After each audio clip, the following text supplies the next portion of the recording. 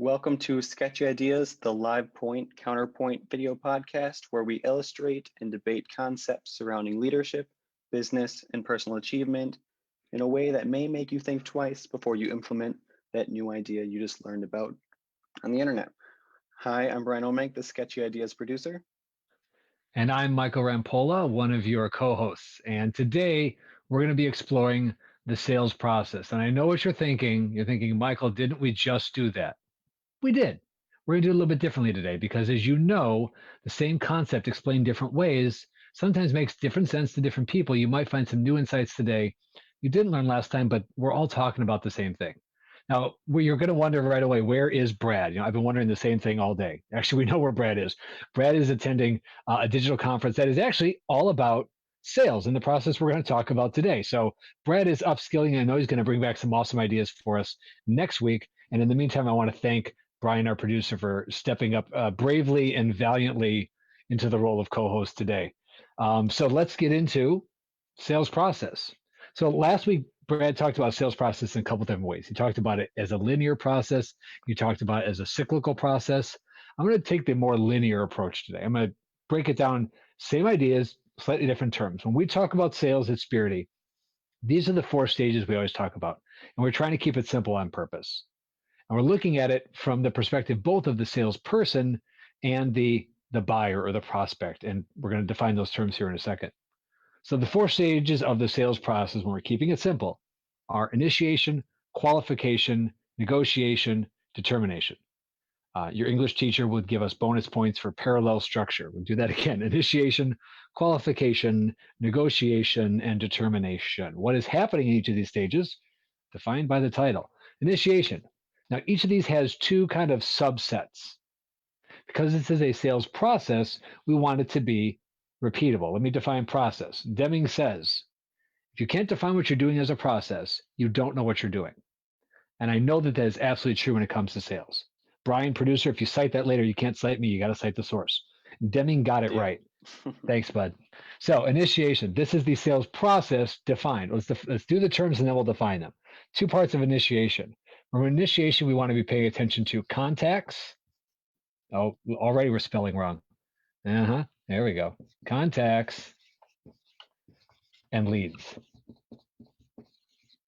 And there is a difference. A contact, anybody whose contact information you have. A lead, someone who could actually be doing business with you. Somebody who could actually be doing business with you is a lead, a worthwhile lead. Lead generation is another word for initiation. Qualification, 2 parts of qualification. And here we're looking at touches and meetings. As you can see, ideally, one leads to the other. Touches all of the different ways you could reach out to get to the meeting. Email, phone call, text message, LinkedIn connection, meeting somebody face-to-face, bumping into them at a networking event. All of those are touches. And they're all touches, and this is one of those cycles that you get in until you get to a meeting. By the way, scheduling a meeting is good. Holding a meeting is better. Anybody can take a reservation. It's holding the reservation that really matters. Same thing goes for a meeting. Anybody can schedule a meeting. It's getting that booked meeting to happen when sales really matters. All right, so that takes us to number 3, negotiation. For negotiation, we want to pay attention to 2 things here, prospects and proposals. Prospects is somebody who you've had a meeting with, and we are now in the negotiation phase with that person. They become a prospect when things get real. And they get a proposal when things get really real. And then when we get to the final stage, we're looking at determination. We're going to differentiate between a sale and revenue. Talking with another coach about how his sales are going. He said, well, I've got this and this in revenue, and I've got this much in sales that I expect to convert next week. Because sales doesn't convert to revenue right away. Revenue is when it's in the bank. Sales is when it's on paper. Important differentiator, especially because you can't pay anybody on signed contracts. You can pay them with cash, though. All right, let's go back to this. So what is in each of these stages, you want to be identifying, let me go back to process. Getting ahead of myself, Brian, already. All right. Why are we doing a Wow, process? Brad Why are we? leaves and you're just I know. I just going crazy. apparently I need him. He's my governor. He slows me down a little bit. All right. The idea behind now that seems like a lot of layers and things. Really, it's not. It's 4, but it's 8. So look at the 8. In each of these, let me just kind of guess where we're at. So initiation, qualification, negotiation, determination. We're looking at the subsets. I need to know where a potential revenue is in my sales process. Each of these defines a set of things. Anybody in any opportunity will do that. Any opportunity in any of these steps, I should be able to do the exact same kinds of things for all the opportunities in a given sub part of my process. So meetings, anything that is in the meetings phase, I know how to show up to a meeting, and my meeting process, sub process, if you will, for any meeting opportunities is going to be the same. Any group of leads that I am working through this touches process, I can throw all of that group into the same process to get a meeting scheduled. And I don't have to deal with any of the opportunities in here in any different way, except my goal is to get to the next step. Same thing here. All the prospects I'm doing all the same kinds of things with anybody that's in the prospect stage. I'm doing all the same kinds of things in the proposal stage. So for you, if you use different terms, that's fine. But I want you as a salesperson, business owner, sales leader to know is that it's important to be accurate and objective about where an opportunity stands. Because you know where your opportunities stand, you'll get a much better view of your pipeline, right? Another word for this is the pipeline, a much better view of your pipeline and know where you should be putting your time and your attention and your energy. This is often talked about as Brad said, and again, this is topic of where he is right now in training, the sales funnel. I could imply a funnel right here, and this would help bring things down to that revenue target.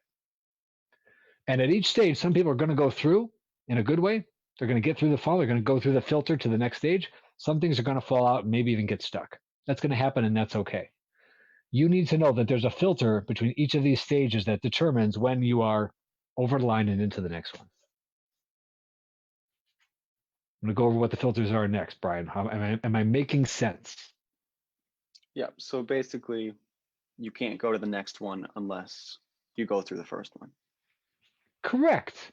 And I like the way you put that. Some people say, well, I got a meeting. Well, I didn't prospect for it. I didn't, get a lead. I just got a meeting. Meetings don't just happen, right? Somehow you got to that meeting. And whether these were light versions of themselves, one way or another, you had to go through all of that to get to the meeting. Sometimes Proposals you're going rarely through fall the in your whole lap. funnel without even knowing that you're going through parts of the funnel. You nailed it. Exactly right. I have definitely had things walk into my lap and I'm basically already a proposal, but I didn't know that all that other stuff was happening in the background. Great referrals sometimes look like magic, but before you knew it, all this other stuff happened before the opportunity got to you. So absolutely, Brian, great insight. So for each of these, let's focus on a couple important things here. Every contact is not a lead, right? Not everybody I talk to is going to be, you can say qualified lead or a worthwhile lead, but we do, when we talk about, we do classify the leads. So one of the important things in the initiation stage is classification. Let me add that in here. You need to classify your leads. And we use a simple thing, which is A, B, and C, which you can use whatever you want, but we just use A, B, and C. And we know what the terms mean. A means target buyer. Person with money, who has problem, who will pay to make the pain go away. For us as Spirity, it's business owners and HR leaders. Business owners and HR, if you fall into the category of a business owner or an HR leader and you're talking to me, you are an A lead, A class lead, because I know that that is the group that we are most likely to be able to do business with. A B is somebody who is not quite there. I'll nickname this a bridge maybe. It's a good opportunity. It's a partnership, but it's not actually the person who's going to be making the purchase. Sometimes they might be an influencer that can get me an introduction, but because they're an influencer introducer, not the actual buyer, like I don't want to classify them as an A. I'm not going to run them down as hard. I'm going to deal with them differently in the touches stage than I would somebody who's A class. And C is just basically a contact. So now they're really a lead, but if they're a contact, I always keep track of all of these anyway. We keep all of the contacts in our CRM, but the C's, for lack of a term, I don't do anything with. I just have them. I know that they're there. I do send them a LinkedIn request because you never know who knows who and what might come back. but you don't want to spend a lot of time running down contacts that you think are leads. So identify what makes a good qualified lead. And the best way to do that, I'll jump ahead in the story, is to figure out what kind of business you're closing. If you look at the patterns in the business you have closed, successfully closed, real revenue realized, look for what's common among the people that are doing business with you and giving you their hard earned for your magic. In there, you will be able to identify the theme that identifies what's a true A for you. And that'll help you do a better job of classification. You already hear me starting to use terms like measure and analyze and data. And that is a key part of the process. Anything that is a process, because it's a process, it's repeatable. I can do this over and over and over. If it's repeatable, it's measurable. And what gets measured gets improved. Or said another way, if you can't measure it, you can't improve it. I'm going to do a raise your hand. Raise your hand if you want to get better at sales. Okay, good. Raise your hand if you're measuring your current sales data. Well, I put my hand up, but this is important. You want to get better, you got to define what better looks like. You want more revenue, and I know you do. Of course you do, right? You have an obligation to revenue because you're a business owner. You need to be making money to be in business. If you're a salesperson, you have an obligation to revenue because you have an awesome product that does a great thing for a particular person. You are obligated to get that thing to that person. You're obligated to sell and achieve revenue, which enables you to sell more and get more of that great thing out to the people who need it and value it. But if you don't know what's working, how are you going to do more of it? So track your results. And this, I'm encouraging you, are the 8 things I would pay attention to. At the very least, keep a tally, if nothing else. All right, leads, A's. If I'm doing it right, my A's, then now I'm into touches. And touches is all the different ways you're going to follow up. And you should do lots of different follow-up techniques and approaches because you don't know what's going to work and different people respond in different ways. So definitely have different varieties of things here. I don't like the word follow-up. I don't know why. It just feels like so bland to me. But this feels like I'm making some intention here. And have different varieties of this. All of this, again, is to get to the meeting. When you get to the meeting is when qualification happens. Okay, the goal of the qualification stage is to get to this meeting so I can qualify my opportunity. Let me talk about what's happening here. We call this the match. This is what qualification looks like. Actually, let me save the match and write big so everybody can read it. The question of qualification is really 3 questions. And for each of these questions, my goal, as you can imagine in sales, is to get a yes.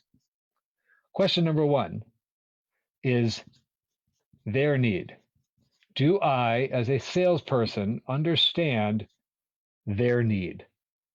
Number 2, our offer. Do they, as the opportunity or the prospect, or not the not yet prospect, understand what we offer? And question number 3 is there a match?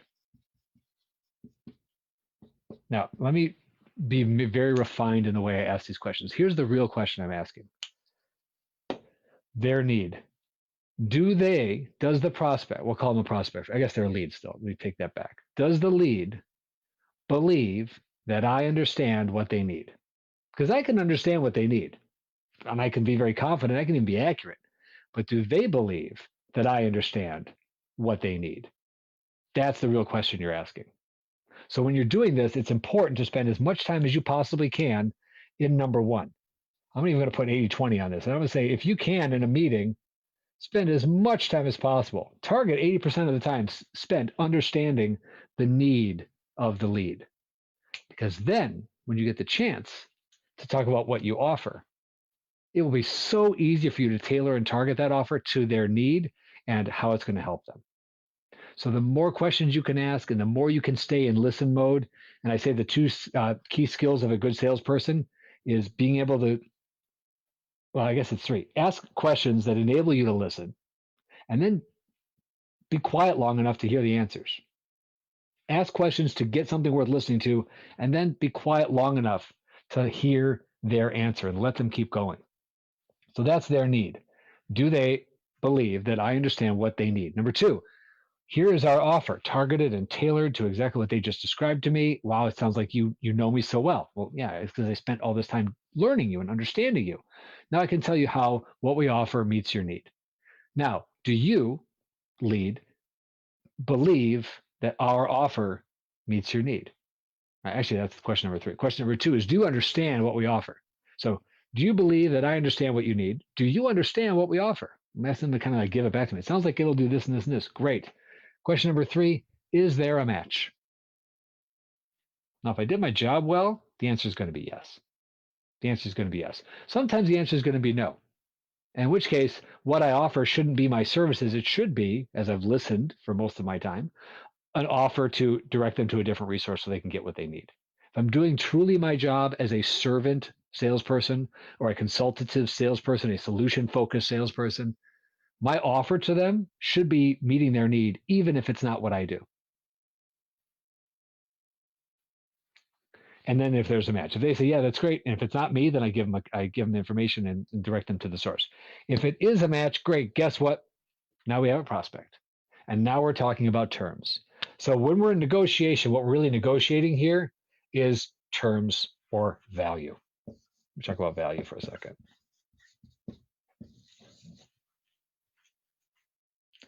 Value is an exchange of one thing for another. And the value, please, I know you've heard features and benefits, right? But I'm just going to tell you, people don't really buy in features and benefits. They buy on outcomes. Nobody really cares how the sausage gets made as long as it's delicious.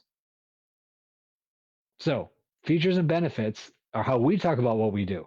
But if I just said, I understand your need and I'm going to make it go away, I don't care how you make it go away, just make it go away. Or help me achieve that amazing goal. I don't necessarily care how we get there as long as we actually do get there. Sell on outcomes. The value is I'm trading one of 3 things here: time,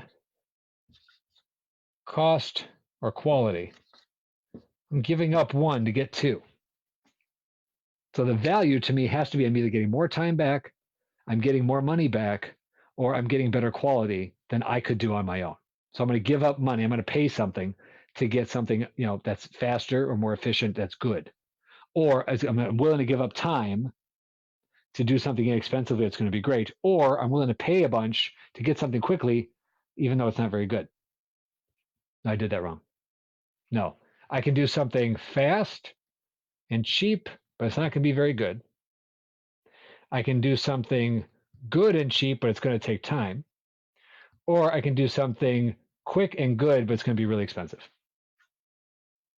It's called the triple constraints. It comes from project management, but it also applies here when it comes to sales. I'm giving up 1 to get 2 others. And that's the value. And if you understand what they really need, which thing they're willing to give up should be easy for you to identify and position your offer accordingly. All right, I'm going to pause there because I want to get too much into proposal language. But Brian, is this making sense? You do project management. Does the triple constraints ring for you? Yeah, it's making sense to me. All right. Brian, what am I offering? What am I offering through this sales process? You're offering you to solve a pain point that the customer has. And if I can solve the pain point that the customer has, what should I be expecting in return? A satisfied customer. Absolutely. And because they are a satisfied customer, how should I be rewarded? Obviously you'll be paid, but then they could also give you some of their contacts, which could turn into leads and then flow right through the sales funnel again. Very nice. I agree. Which means, back to our classification, you're going to like level 201 here, which I love. There are, for lack of a better term, let's call them double A's or triple A's, people who are a target buyer, but you know that you do well for them and you're going to get access to something else. You might get access to a proof point. Look, we can operate at this scale. I'll go back to my very first big client as a solopreneur consultant. And I absolutely gave them a discount because I was absolutely willing to, for me, give up some of my revenue to add the quality of that client logo to my list. If you're in the Milwaukee area, It's one of the big ones. And for somebody who is starting out, I said absolutely to myself, I want to be able to say, absolutely, I did work for that company. They were one of my first clients as a solo consultant, and I did this amazing thing for them. And I was willing to lower my fee, so to speak, but I knew I needed to be charging in order to gain that value for me, which is all about determining the value. So the value has to be there on both sides. The value has to be there on both sides. If you are a salesperson and you are giving it away, so to speak, and you are not getting adequately compensated, you need to reevaluate either some part of this process to identify why, when I'm closing deals, am I actually not getting profit? We're not even at profit yet. This is just sales process. But if the opportunities that you're closing are not profitable for you, then somewhere in here is an opportunity for you to improve as well. So absolutely, Brian, we want to get people back that are referral opportunities that can give us new leads, do a great job, and send it back around. This is, by the way, why achieving revenue is your number one priority as a business owner and a salesperson. You have to be making money to have a business. Because you have money, you have revenue, you have finances, you have the ability to now serve the client with your product or service. If I don't have revenue, I can't produce the thing that they are actually paying me to produce. All right, determination, sales, revenue. Basically, the way I want to think about this is when do I get to count it? I only get to count it when it becomes revenue, when it converts. And I have made this mistake, and so I'm sharing it with you today. You closing the contract, you getting the signed contract back is the finish of the sales process, but it is absolutely the start of the service process. And I absolutely well, I know I've lost at least one contract or one revenue because I got the signed contract and I almost forgot to then start delivering the service because I was so excited to close this person. I've been trying so hard to close. I was almost like not busy celebrating, but I was celebrating. And then I kind of went on to the next sales opportunity because it'd been such a long road to get to that signed piece of paper. I was riding the high of a good sale. Then went out and started selling more, which is good. But I forgot to get them into our service process. And the next person who needed to pick up that client didn't even know that they had to do the next thing. And I almost lost, well, I did lose one and I almost lost another because of that. There's a great book. Oh gosh, Brian, we might have to put it in the show notes. It's called Never, I got it. It's called you please do anyway. It's called Never Lose a Customer Again. And it talks about this being a very small part of your actual sales process and your close process. All of this becomes like 3 out of a list of 9 or 10 items because it's all about what happens after this, after the negotiation and after the client determines, yes, we are go, that my sales process, my delivery process really begins. It puts such an awesome, I'm not going to remember the author's name, but Brian will add it to the notes. Such an awesome way to reframe what you do and how you do it around achieving loyalty from the sale, from the signature, if you will.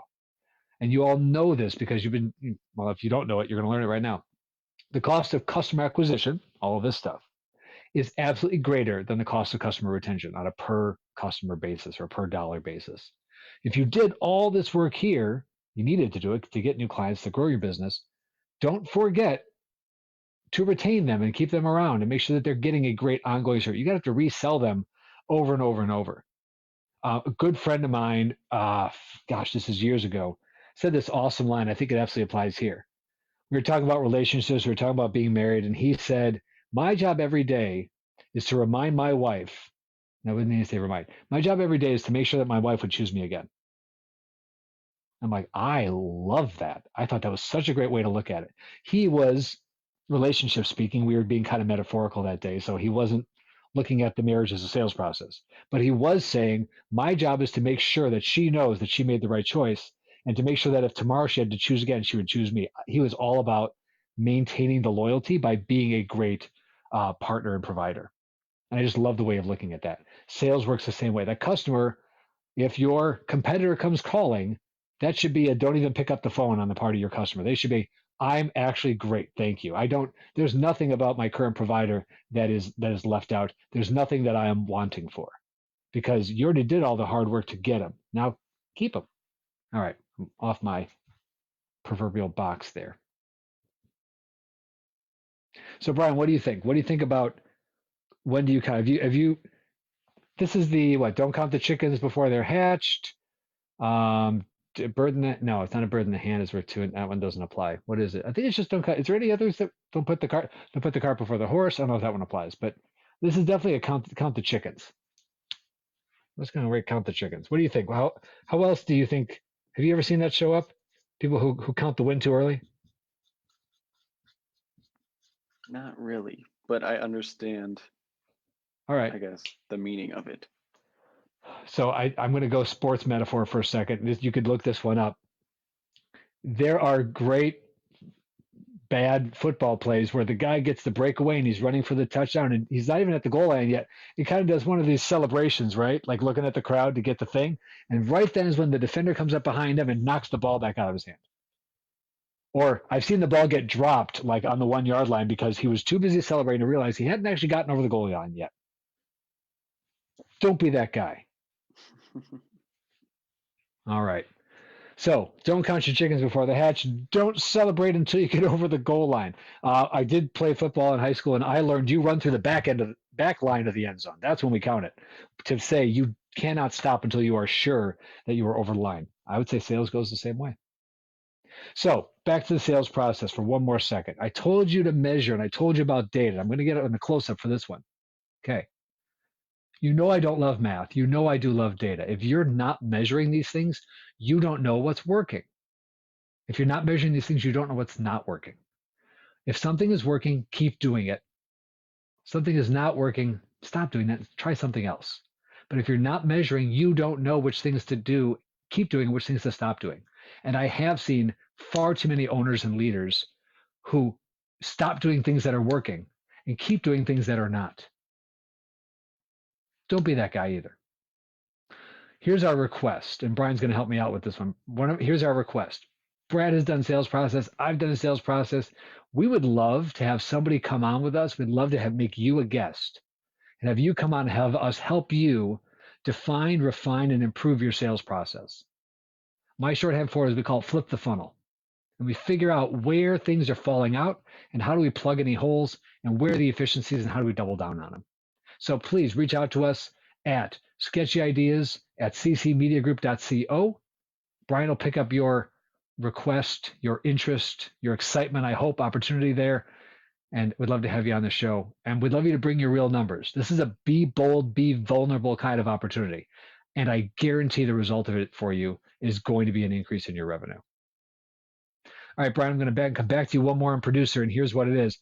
We've been dropping movie quotes. Today it was a TV quote. I'll give you a hint. It wasn't a movie, but it was a TV quote. We've been dropping quotes and references through all of these shows. Let's see. Brian, do we have anybody picking up on what we're laying down, so to speak? I believe someone guessed it last week. Good. So somebody picked up on it. Good. Last week, Brad used the classic line from Glenn Ross, which is always be closing. ABC, you'll hear it. Anybody who knows sales and is a fan of good old G movies would know. Always be closing as a Glenn Ross line. Thank you. 2 weeks before that, I tried to work in a Ferris Bueller quote. It might have been a little bit forced. I am okay with that because it's one of my favorites of all time. And today, I'll give you a hint. It was a TV quote. Anybody grabs it and drops it in the comments, we're going to send you some lumpy mail. You want to know what lumpy mail is? Figure out what TV show I quoted. All right, Brian, I think we're at the time. You want to take us to a close?